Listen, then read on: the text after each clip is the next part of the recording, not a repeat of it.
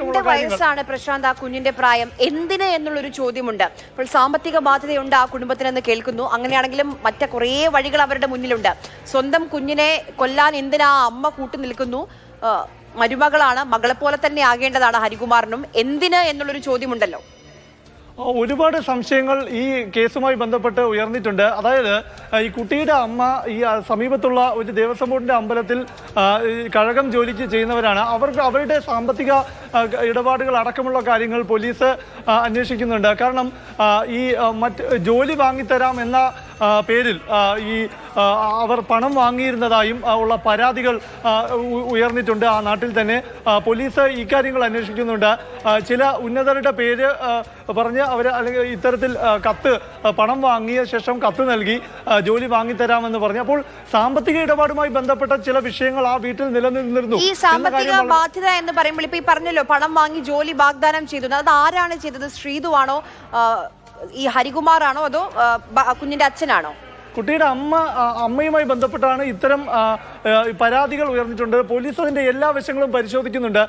ഇതെല്ലാം പറയുമ്പോഴും അന്വേഷണം വഴിതെറ്റിക്കുന്ന തരത്തിലുള്ള ചില ഇടപെടലുകൾ ഈ സംഭവത്തിൽ നടന്നിട്ടുണ്ടോ? കാരണം അവർക്ക് ഇത്തരം കാര്യങ്ങൾ ആസൂത്രണം ചെയ്യുന്നതിന് ഒരുപാട് സമയം കിട്ടിയിട്ടുണ്ട്.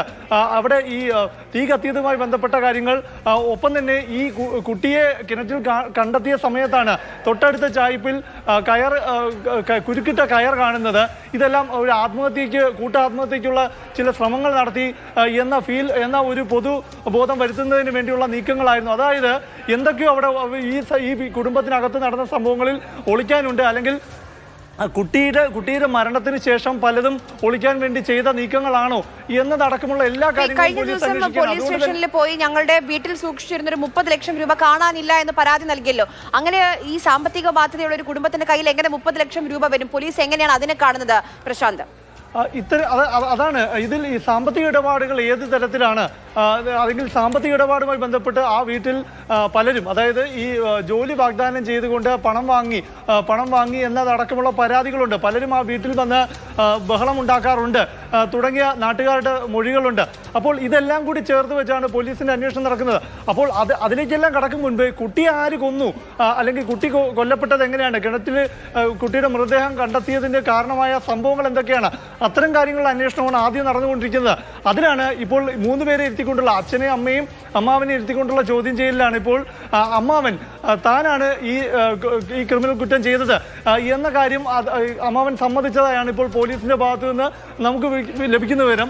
ഇത് സമ്മതിച്ചു എന്ന് പറയുമ്പോഴും അത് പൂർണ്ണമായും മുഖവിലേക്ക് എടുക്കാതെയാണ് പോലീസ് സംഘം മുന്നോട്ട് പോകുന്നത്. കാരണം ഇത് അമ്മയും അമ്മാവനെയും അല്ലെങ്കിൽ മറ്റെന്തെങ്കിലും കാര്യങ്ങൾ ഒളിപ്പിക്കുന്നതിന് വേണ്ടിയുള്ള നീക്കമാണോ എന്നത് ഇത് പറയുമ്പോഴും ഇവരുടെ അമ്മാവൻ ഹരികുമാർ കുറ്റസമ്മതം നടത്തി അന്വേഷണ സംഘത്തിന് മുന്നിൽ. ഈ അമ്മയ്ക്ക് ഇതിൽ പങ്കുണ്ടോ? അമ്മ അറിഞ്ഞുകൊണ്ടാണോ? അമ്മയുടെ സഹായം ലഭിച്ചിരുന്നോ ഹരികുമാറിന്? അത്തരം കാര്യങ്ങളിലാണ് ഒരു വ്യക്തത വരേണ്ടത്. അതിനാണ് 3 പേരെയും പ്രത്യേകം ഇരുത്തിയുള്ള ചോദ്യം ചെയ്യൽ ഇപ്പോൾ നടന്നുകൊണ്ടിരിക്കുന്നത്. അതായത് ഇവരുടെ മൊഴികളിൽ എല്ലാ മൊഴികളിലും വൈരുദ്ധ്യമുണ്ട്. ചില മൊഴികളിൽ ഇവർ എല്ലാ കാര്യങ്ങളും ഒരുപോലെ പറയുമ്പോൾ മറ്റു ചില മൊഴികളിൽ വൈരുദ്ധ്യമുണ്ട് എന്നതുകൊണ്ട് തന്നെയാണ് ഇപ്പോൾ പ്രത്യേകം ഇരുത്തിയുള്ള ചോദ്യം ചെയ്യൽ നടക്കുന്നത്. നമുക്കറിയാം, ഇന്ന് രാവിലെ 7 മണിയോടെ ഈ സംഭവം നടന്ന ശേഷം മണിക്കൂറുകൾ പിന്നിടുമ്പോഴും ആരാണ് ഈ കേസിലെ പ്രധാന പ്രതി, അല്ലെങ്കിൽ എന്തിനു വേണ്ടിയാണ് ഈ കൊലപാതകം നടന്നത് തുടങ്ങിയ കാര്യങ്ങളിൽ ഒരു വ്യക്തത ഇപ്പോഴും വന്നിട്ടില്ല. അമ്മാവന്റെ കുറ്റസമ്മതം എന്നതിനപ്പുറത്തേക്ക് എന്തിനു വേണ്ടിയാണ് ഈ കൃത്യം നടന്നത് തുടങ്ങിയ കാര്യങ്ങളിൽ ഒരു വ്യക്തതയും നടക്കുന്ന ദുരൂഹതയുണ്ട്. അക്കാര്യങ്ങൾ അഴിക്കാൻ വേണ്ടിയുള്ള ശ്രീജിത്ത് ഇവരുടെ കൂടെ ആയിരുന്നില്ലേ താമസം പ്രശാന്ത്? അദ്ദേഹത്തിന് ആരോഗ്യ പ്രശ്നങ്ങളുള്ള ആളാണ്, മാനസികാരോഗ്യ പ്രശ്നങ്ങളുള്ള ആളാണ് തുടങ്ങിയ വിവരങ്ങളാണ് രാവിലെ വന്നിരുന്നത്. പക്ഷേ ആദ്യം തന്നെ അമ്മ പറഞ്ഞത് അച്ഛനൊപ്പമാണ് കുഞ്ഞ് ഉറങ്ങിയതെന്നാണ്. എന്നാൽ അച്ഛൻ പറയുന്നത് ഇതിന് നേരെ വിപരീതമായ കാര്യങ്ങളാണ്. ഈ സംഭവം നടക്കുമ്പോൾ, അതായത് ഇന്ന് ഇവിടെ ഒരു 16-ന്റെ മരണാനന്തര പറയുന്നത് ശ്രീജിത്തിന്റെ കൂടെയാണ് ഇന്നലെ രാത്രി ദേവേന്ദു കിടന്നതെന്നാണ്.